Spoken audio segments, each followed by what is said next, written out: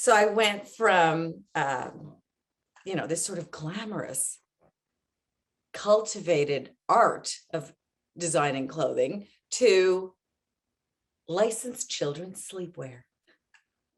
But what I loved about licensed children's sleepwear is that there are certain standards that must apply to the body of the garment. They've got to be fire retardant, so they need ribbing along the neckline. It's sort of like a sweatsuit. You've got to have the ankles ribbed, the wrist ribbed, the neck ribbed, and then the rest of it is a white canvas, either flannel in the winter or cotton sheeting in the summer. So because my company worked with licensors, I was able to take style guides from the companies that we were working with, such as Walt Disney. And I would, it could be Mrs. Frizzle, which is shocking because people compare me to her. And I would have the chance to design all over prints of characters, so integrating and sort of, they were speaking through pattern. So I would have Sleepy popping out of a plaid, and then I would do something like Aladdin on the carpet, but sliding down some paisley. So it was art to work with that kind of world. From there, I decided that at the age of 26, I was going to rule the world and open my own fashion line, and started doing club kid wear because I was on the speakers at that point myself. Like I might have been a club kid. Yeah, I was 26. And it was called Joan of Arc, and it started off with sparkly rainbow t-shirts and then went on to a whole bunch of other fun things in the 90s. But I was lucky that my neighbor next to the loft that I had rented for my space was an Italian knitter. And he had the most incredible intarsia machines. I knew nothing. I was just learning about knits through him and, through sign language, because I speak no Italian. And we struck up a deal because he didn't speak the language, but was incredibly proficient on the machines and had amazing Italian yarn suppliers. I would design and sell, and he would manufacture. So that went very well. We had a great time. I actually have a piece here, and I'm so excited about wearing it this season. Well, fall, when it's cooler. And it's not 100 degrees outside. I think it's so pivotal. So this says everything about who I am. Okay, you've got a maxi skirt that is full of pattern in a large block, full knit. And then you've got a poncho sleeve sweater in the same yarn, but knitted in a much smaller pattern. And I'll wear those together. And what I love about this combo is that it's very rich in color. I gravitate to color, shockingly. It's a good play on pattern, and it's voluminous. And I do tend to like that look very much. So that will be an outfit for fall. And I think actually it's going to be a strong trend. I can smell it. The knitwear is going to be so strong. So yay for me. Well, it's comfortable, but it can be very fashionable. Exactly. And why do you gravitate to volume, do you think? I don't know. I really don't. I can't, other than, and I haven't always gravitated towards volume, and I'm not going to be boxed in and always wear it. I think that comes with age, that you start figuring out what you feel comfortable wearing, and just gravitate to wearing more of it. I think it's also my lifestyle. I don't have to go into an office daily. So maybe if I had to go into sort of a 9-to-5 office job, I might be wearing more tailored garments because maybe people would think I'm a little wackadoodle. If not, you know, if I worked at the bank and I was wearing these big tenty things, but I like drama, and I like clothing that works as a canvas to my accessories. And for me, simple, minimalist cuts are the best canvas for my baubles. So I guess that's why. Yeah. I also always love the movement that I get when it's a fuller dress or a longer dress, that, you know, that kind of kinetic. The swish, Mm-hmm. you know, I just It's love fun. the swish. Yes, exactly. It's Exactly. the swish. I love it. Yes, the swish. Yes. Yes. So just as a note to the students who are just starting out, you know, in this world of fashion, when I was working in that knitwear and club kit kind of realm, I was working like a dog. I was up every day early in the morning. I was designing and selling, and at night I was boxing and shipping. It's a tough go. And so, and you've got to realize that, you know, it's part of the fashion business is to sort of get your chops into things that are a little more over the top in terms of maybe workload, to understand how it rolls and works, you know, and then choose. For example, at about that age, in my 30s, early 30s, I chose that it was too much. I was getting a little older. I was getting a little wiser. I wanted like a breath and a paycheck. So I packed it up and I drove down the highway to Toronto, and I got a job at a dress company. And I met my husband and I started having children. He's also in the fashion business. And I got pregnant and I thought, well, I'm just going to have my son and then go right back into the showroom to show the line. I was literally scheduled 2.5 weeks after I gave birth to go back into the showroom. And shockingly, that didn't quite work out for me. The timing, right? Somehow. A woman can have it all. I just personally couldn't have it all at the same time. I need and do it well. So I needed to dial it back a little bit. So at that point, I stayed home for a few years. My sons were young. And about 5-6 years into it, I thought, I've had enough of gymboree and baby bottles.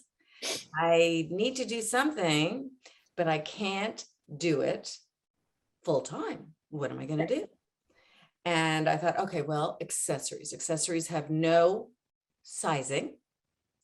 And I started and I needed to do something domestic. So I started doing because when I was doing the sleepwear, I would be in Asia. First, I would do the shows in Milan and Paris every year. And then from there, I would go to India and Asia. And they were probably the most pivotal times of my life, is when I was working on my own in my early 20s through 30s, early 30s, and going to these international places, working with manufacturers all over the world, and giving myself the time to search out those markets, vintage shops, and antique malls in each of those obscure, interesting places. That was the best ever. I think that's where I actually sparked and cultivated what's happening behind you. But I realized that once I had kids, I couldn't go for that long anymore. So I started doing domestic manufacturing, which were these sling bags over here. It started here because it was one style, one color, domestic production. And I was able to, you know, create a little business, and I still wear them today.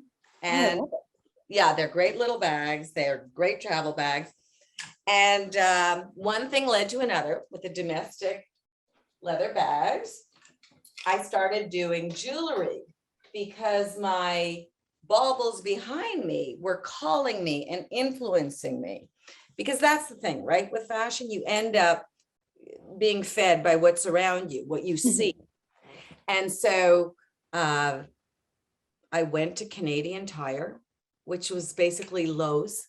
I didn't know where to buy supplies. I didn't know that there were actual, you know, jewelry suppliers or chain or findings or anything like that. I bought a pair of pliers and some chain from Lowe's, and I started making things. And I remember, you know, thinking to myself, there's something here. There's something here, because all my girlfriends, it was over Christmas, and all my girlfriends were saying, let's go Boxing Day shopping, which is the Canadian form of big sales after Christmas. And I would be like, I just want to go to Lowe's. Like there was something odd that was happening there. You didn't want to go to stores anymore, fashion stores. I wanted to go to Lowe's and buy chain. It was weird. They started wearing my pieces. And here's a few of them here. At the end of when we were ready to move to the States about a few years later, this is a gold and pearl cluster, sort of Chanel inspired somewhat piece. I had been it was Carla Wax at the time was the name of the line. And this is a Gladiator bracelet that was actually photographed for Bazaar. So that was a big deal for me. Yes. At the time. And I was, this is a hematite stone with gold sort of Byzantine elements. And this was inspired by a much smaller Trifari piece that I had up in the closet. So, you know, one thing leads to another. Follow the breadcrumbs, I always say. So I did that for a while. It was fabulous. Boutiques and department stores across Canada and the US. And then we moved down here in my 40s. And that was odd because I mean, change. You know, both my husband and myself have been in the garment industry, you know, for a long time. And I couldn't understand, you know, I had an easier time navigating the bowels of Jaipur, India, than I did driving around Dallas. I couldn't understand the place. I couldn't understand the strip malls. Like, where are the people? I couldn't. The first year, I thought everything was closed because all the windows are tinted because of the sun. So I'm like, the whole place is closed all day long. Do anything? Yeah. You know. So yeah, I took a few years to learn how, you know, to find out where to buy milk. You know, they were young boys. I had like at the time, like, you know, young teenagers and schools and whatever. And then I decided to start my line, my jewelry, my fine jewelry line out of Northern Rajasthan. And I developed that for about 3 years. I think we've got a picture of some of the pieces. Emily might have to pull up. And this line, oh, here it comes. So this is coming. This is on the way. This is a tiny smattering of what's to come, but it's 18 karat gold, hand carved, semi-precious stones. And it's a real journey of love and development. You've got rose gold in there. I just threw in a few pictures for you to see. I don't have my, I'm hoping to have a proper launch sometime before Christmas, but just a little smattering of Carla Rockmore. This is a whiskey topaz rose carved. So it's carved out of whiskey topaz stones with an 18 karat gold shank. And then I've got a starburst earring that's quite large in diamond and rose quartz. The cuts on the rose quartz of the little triangles took forever for the artisans to get right, because you can't quite see it here, but they literally, they're not flat stones. They come to a peak, each one. So they're very, I would call them medieval looking, you know, a little witchy, a little dangerous, because they're so sharp. And I love the juxtaposition of that danger against the pretty soft coloration. The swing rings are another sort of medieval kind of feel. I want to create a very modern look, but something that I would think that Lady Guinevere would wear when she were walking down Fifth Avenue today. Anyways, I was in the midst of doing this when I was on my way back, March 16th, 2020, right? And when I work, my head is buried in the work. I did not notice what was going on. I'm on the flight back and I'm looking around and everybody's got a mask on. And you're like, what, you know, I'm like, we're not in Kansas anymore. Something has changed. I just couldn't believe. And yeah, I got back March 16th. I think lockdown was March 17th for Dallas. I'm not sure, but it was quick. After about 2 weeks of sitting around watching Netflix, I decided, well, for me, if I'm not being creative, I might as well be on pharmaceuticals. So I have to do something. It's just, sorry, I had to do something. And I had this incredible collection in a great space. And I thought, you know what, let me just do a funny YouTube video to entertain my friends during lockdown. You know, it wasn't anything, I wasn't thinking that this was going to be anything more than that. And one thing led to another, and I did these fun little videos that I enjoyed, and so did my friends and a few followers very slowly throughout COVID. And then my I think it was my son, put me on TikTok about 3 months ago. and that was the game changer.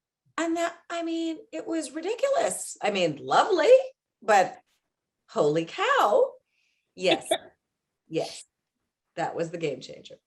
And I think that what was most pleasantly surprising about the experience of what's happening now in terms of social media, and I think the most,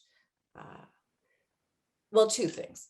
First being social media and creating a movie and editing it, because I do all my editing, I adore that, is an intangible creative process. I didn't understand that. I had always made things that I could wear. To me, creativity would be a painter, or not creativity, but the tangible work of design and art was making The outcome, the feeling, the tactile feeling of a fabric or of a stone, and how to put it together is how I always parlayed my creative brain. What I didn't realize, and what COVID, or this experience rather, forced me to realize, is that you can be creative through intangible traits. I don't even know what to call this thing, but get just as much joy and spark of creativity from it. I get just as much enjoyment and just as deep into the process as I do pulling out my pieces, doing a video, running to the kitchen table to edit it, running, like, I can't wait to get to iMovie. That's my favorite part. And then putting it out. So yay for me. I have learned that there is another way to work creatively. And I enjoy that I can do it domestically, in, you know, on my own, without going out. So it's not going away just because the line is coming. That's what I was going to ask. I'm like, are you going to continue to do both? We'll see. I'm not going to box myself in. I'm hoping so. Yes. I think the line is fabulous. We'll see what it looks like when it lands here. Finally. Right. But right now, yes, I'm absolutely on the path to continue on my jewelry line experience, whatever that is going to be. And at the same time, absolutely cultivate this social media journey as well. I think that with age, you know, I had always been a bit of an entertainer. Mhm. I'm naturally a funny person. And so, and I love people. And I didn't cultivate that talent because I didn't think it was an actual thing. As we age, and I wish I knew in my 20s what I know now, and I would love to have your students hear this. The same way you shouldn't box yourself into a style and say, I'm a minimalist, so I can't look at La Double J, or I can't look at Zimmerman, or I can't look at this crazy piece coming out of this vintage shop because I am a minimalist. Okay? Don't box yourself in that way because you are going to limit your growth and you're going to limit your career path. It's best to embrace the gifts that you are given because only you have those gifts. Nobody else in the world has the exact same gifts in the exact same way. And I would shut that off because I didn't think that was an actual substantial platform, excuse the pun, to stand on my entertainment qualities. And I think only through and, you know, you get these little red flags, you know, throughout my life, people had asked me to do a commercial or people had asked me to do, I did the Comfortpedic slipper for HSN of Canada at one point. Like there were little snippets that I might be good at conveying to people certain ideas, but I never listened to my little voice.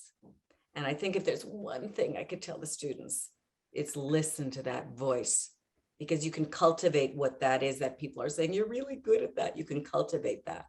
And I'm 54 and I'm only accepting that now. Right. There is, yeah, there's so much that I wish I could go back and tell myself. And right. That is definitely one of them.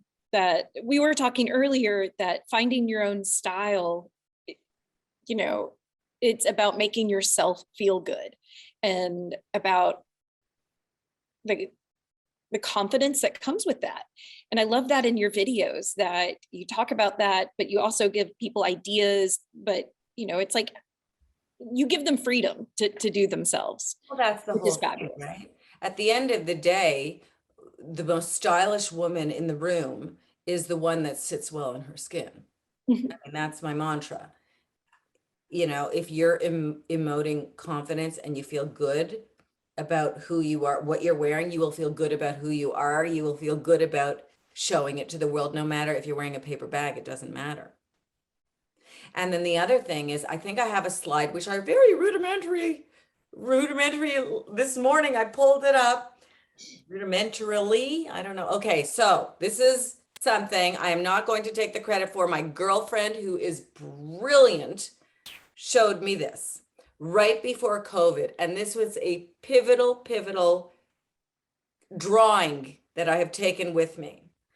And basically what I'm saying here, what she taught me, is that your talents that are, I don't know, God-given, whatever you want to call them, your hobbies, your innate talents and hobbies, the things that really turn your crank and bring you joy, maybe completely different from your education. Maybe they're the same as your, doesn't matter. But if you take those hobbies and you take your education and what you were trained to do, and you use those two things, and the community's needs are filled in some capacity through them, that little red spot in the center is your sweet spot of happiness and your sweet spot of success in your career. Because there's no way that you're not going to be able to make monetary success out of something that you enjoy a lot, but also that the community needs. And that's my gift to all of your students.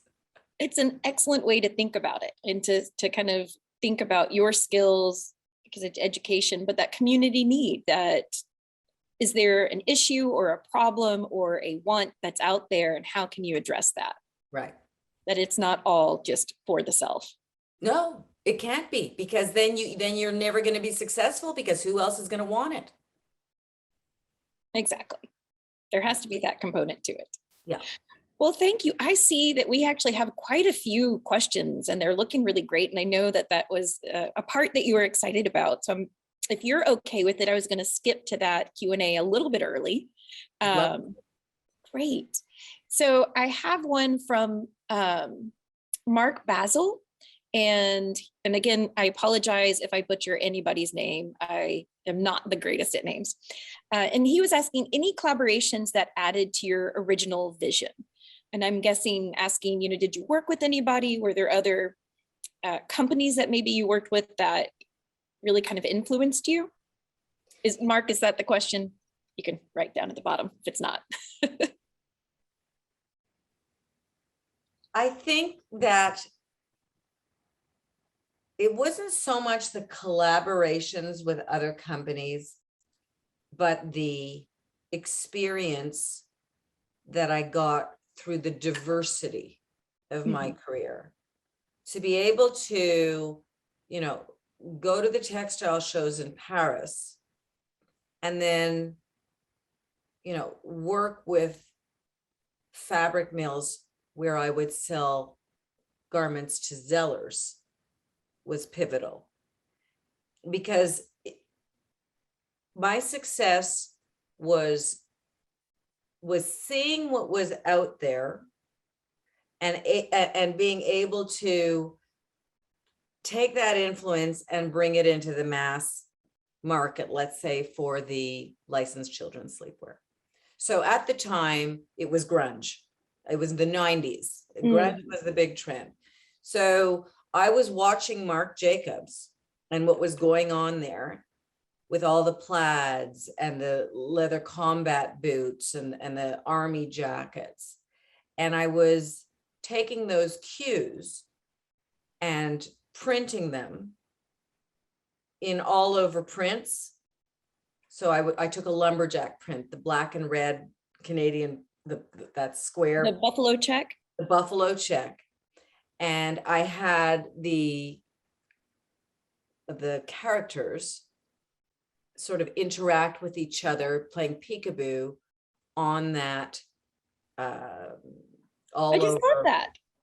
Because normally, traditionally, it would be a buffalo plaid and then the character just slapped on top. Right. And I remember, because in those days, the kids are going to be like, what? We didn't have, there wasn't even there was one computer. Okay. So I went to the back stock room because I was wearing a pair of jeans and I needed to take them off and put them on the printer, because I wanted the buffalo plaid top to work with something on the bottom in denim.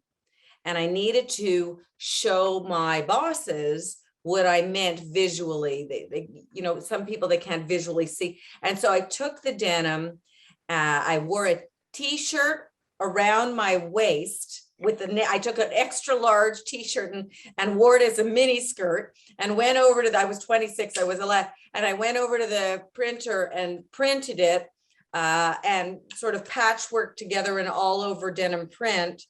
And then that worked with the buffalo plaid. So collaboration, I don't know, me and Marc Jacobs when licensed, but it did really well. That grouping it really did well all over North America. So that was my one big collab, and he doesn't know it. He doesn't exactly. Excellent, thank you. So from Zavia, we have, how would you recommend building up one's wardrobe to be comprised of a versatile but also standout pieces? Okay, so everybody, any stylist in the world is going to disagree with me here. I don't like this whole get your basics first and make sure they're great quality. It doesn't sit well with me. It's never been the way that I have put my stuff together. For me, it's really what turns my crank, what I feel, wow, what a piece this is. And if you can see that piece, let's say, I mean, maxi skirts for me are something that I see pairing with sweaters as easily as t-shirts, as easily as tank tops, with sandals as easily as combat boots. So to me, a maxi skirt is a pivotal piece I have to have in my wardrobe. It's almost your basic. It's a basic. It's a basic to me. So I think that you should buy the things that speak to you. And if certain things, if you say to yourself, oh, I just love this type of pant. I love a high-waisted pleater with wide, swishy legs, but I have 3 already. But look at this one's phenomenal. And it's tomato red, and I could see it, with a burgundy sweater. Buy it, because that means that that's your essence. That's what's speaking to you. Mm-hmm. Just because skinny jeans are in doesn't necessarily mean you have to wear them. So you may end up with clothing or with a wardrobe where you have multiple numbers of the same piece. It doesn't matter. They could be in different weights. You can have one for spring. You can have one for fall. Create your own style guide by figuring out what sits well on your body and what you enjoy. Yes, very much. We were talking about it, that idea, and Lisa in the chat said too about this idea of being comfortable in your own skin is being fashionable. Yeah. Yeah, it's the key, that you have to feel confident in it. And if you don't, others won't kind of buy what you're wearing. No. No. Okay, so we have another question from Cassie. So any starter tips or tools for people who want to start making their own jewelry as a creative outlet? Evidently go to Lowe's, right? Well, I don't know. I would suggest possibly going to suppliers. At that point, there are a few very big suppliers in the US of components and whatnot. I would get yourself a couple of needle-nosed thin jewelry pliers, and you can go. I'm hoping that every city has somewhat, I mean, certain cities have way more component and material suppliers in the local area. If you're in a port city, way more. It was interesting when I moved down here, I couldn't believe that there were no old antique component places that I used to scour in Toronto, and it was never a port city, so it didn't have that. So if you have to start online, you can go to Etsy to start, to buy supplies, beads. If you want to start beading, go on YouTube, learn how to make a knot. I mean, YouTube, sorry to say, is like the best thing since sliced bread when you want to learn something. I couldn't believe it. I needed to learn about lighting. Okay, I go on YouTube. There it is. Same thing. Search. One thing leads to another. Start with a pair of needle nose pliers. Know what type of work you want to do. Do you want to do chain work? Do you want to do bead work? Do you not know what you want to do and play around? Do you want to do glass blowing? Hobbies. Go to small little courses and figure it out. Before I started doing jewelry and was interested in it, I took a course at the local college in my, when my kids were asleep, and I took a night course on the history of jewelry. so that I understood the references of what I was looking at in the antique markets and what I wanted to make. So it's just a search and you shall find type of thing. So follow-up question from me, do you find yourself like getting the components and the materials and making, and that's part of your design process? Or do you find yourself doing research for your design concept and then drawing, then trying to make? Like, does it change? It's for me, it's always an influence of something else. So I don't start. Well, now, okay, let me say this. 90% of my design career has been international and overseas design. So for me to start with the fabric or the stone wasn't an option because it was over there. Right. I couldn't be influenced by it. So what I would do is I would work with a piece or an image that I wanted to somehow recreate in my own way, send it over there, and then source out materials once my manufacturers got it. I would love to have done it the other way around. I would have loved to have the luxury of being in the high-end fashion at the market at the time, and strolling through the shows and choosing the fabric that was $400 a yard, and saying, this is what I want to make the dress out of. But it never worked that way. So it was always an image or an idea, and then I translated it and broke down all the components and elements to come out with the design at the end. And you also have to be fluid, and you also have to be accepting of your supplier's limitations. So if you may have a pink stone in mind, and you really, really want a tourmaline, it may end up being a rose quartz if that's what they've got there. Yeah, being open to that. Absolutely. Make it happen. Oh, when you go down that rabbit path, you don't know it might turn out more beautiful in the end. Exactly. Happy accidents. Happy and then one thing that you weren't talking about, but is important, is that idea of like the customer price zone. So you kind of referenced it with the $400 fabric. Like, I would love to do that, but my customer is not going to be able to, to afford that. So finding what you're looking for within the right price zone. It's a dance for sure. It's a challenge, and it's really hard for a creative. I'm very, very left brain. Like, I can't add for beans. I mean, this is what we were talking about with Find Your Talents. Like the business and the accounting is not your talent. No, it's not mine either. Do not trust me with the calculator. And so target what your talents are and cultivate those. Don't feel bad and bash yourself about the things that you don't do well. You need to take things into account. I was always, whenever I had done the lines for the mask, my bosses would say to me, start your line with your t-shirts, start your line with your basics, and then you can put in the accoutrement at the end. You could put in all the fun stuff. My brain didn't work that way. Just didn't.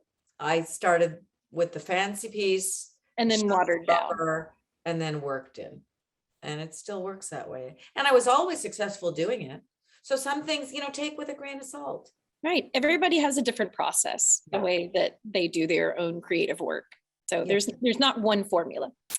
All right. Well, it looks like we have time for one last question. This is from Anne. It's a good one. She says, I would love to hear what you were thinking are going to be the new trends, colors, styles for the upcoming year.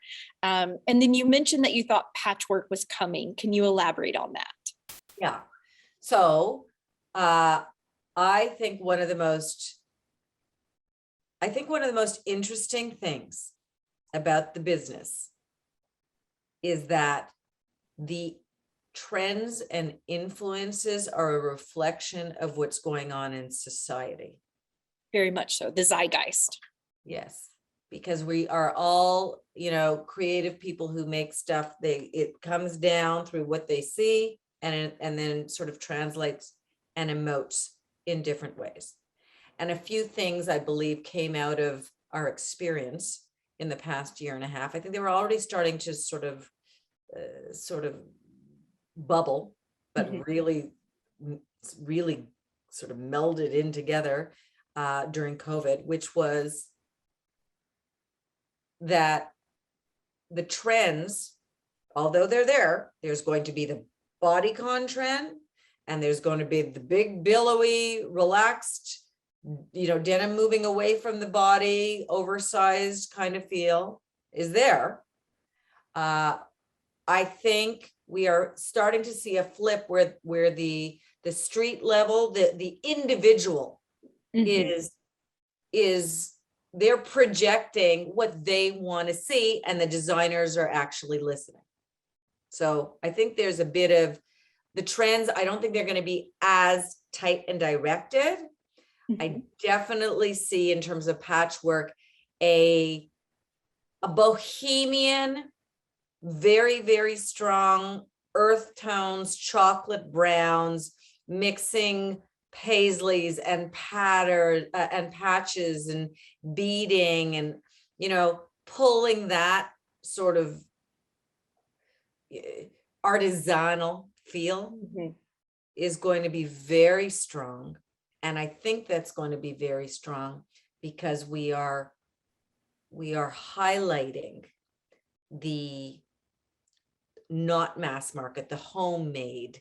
We want things that are a little more natural and a little more not so slick for some.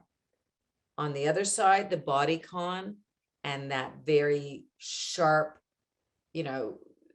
edgy, silver-based rather than gold feel, I think comes from our being locked in and feeling like we want to explode out. We want to emote happiness. That flapper feel, I think, is going to be very big, back to the 1920s, where you've got this very party-like look, fringe, feathers. I see that as being big. And I just did something on I'm going to be putting it out in the ether or internet or whatever it is soon, very soon. I just did a vintage haul, and I'm just dying to put on oversized overalls. And those oversized overalls are speaking to me in so many trends right now. I can see those overalls. I can wear them with, I'm talking about like, come on, Eileen. Not everybody's going to understand the reference. Right. But like, I think that they are hitting all points of every trend, which is casual comfort, right? And at the same, a bit of a nonchalance, a bit of a, I stand on my own, doing my own thing kind of feel. So yeah, I think I think large overalls are going to be a pivotal trend. So what are you going to pair those with? Because the last time I wore those, 1990s, I had a little baby doll tee that was always under mine. Yeah, way oversized. Yeah, no, I think it's time to luxe them up. I have a Del Pozo. Love Del Pozo. Yeah, an emerald Del Pozo. Very, very 50s prim and proper little top. And I see them against those overalls to do something very luxe underneath this, very wide kind of feel. Yeah. And I'm going to do a combat boot. That's just, but if I were to go out for dinner wearing the same thing, then I would put on the pink Gucci just to make it a little more chic. Just dress it up a little bit. Yeah. Yeah. I love that. Well, students, when you see me coming in with my Lux shirt and overalls, you know where I got it. That's an excellent idea. Well, thank you so much. Thank you again, Carla. And thanks to all of you for joining us. Please join us on July 28th at 11 a.m., where we'll be speaking with the artist, Chris, I believe it's Zongxian Yuan. So once again, thank you so much. This has been very exciting. Make sure that you follow Carla on Instagram and TikTok and come and see us again. Thank you very much, everybody. Really appreciate Thank it. you.